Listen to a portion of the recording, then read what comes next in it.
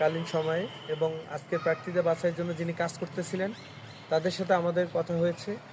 আমাদের আজকের যাচাই বাছাই যে প্রার্থীটা ছিল সে বিষয়টি নিয়ে এখানে আজকে ওনারা যে বিষয়টি তুলে ধরেছেন, যে জন্য আমার প্রার্থীতা বাতিল করেছেন, শুধুমাত্র একটি বিষয় নিয়ে তারা সমস্যা দেখেছেন।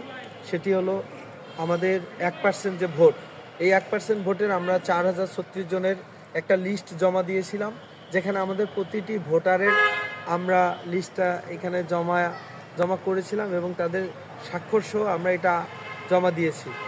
তো 1% ভোটারের এই লিস্ট থেকে 4036 জনের মধ্যে মাত্র 10 জনের কাছে তারা আজকে ফোন দিয়েছিল এবং বিগত কয়েকদিন ধরে তারা তাদের কাছ থেকে ডাটাবেস সংগ্রহ করেছে যে সত্যিকার অর্থে তারা আমাদেরকে সমর্থন জানিয়েছে কিনা, আমাকে সমর্থন জানিয়েছে কিনা।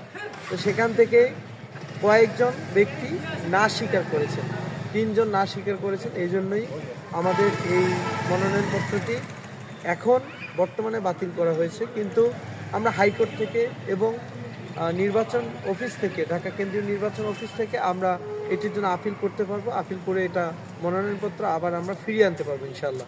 তো আমরা শতভাগ আশাবাদী যে আমরা এই মনোনয়নপত্রটি আবার ফিরে পাবো এবং নির্বাচনে অংশগ্রহণের জন্য ইনশাল্লাহ আমরা যোগ্য হিসেবে আবারও তাদের কাছ থেকে আমরা মনোনয়নপত্র পাবো।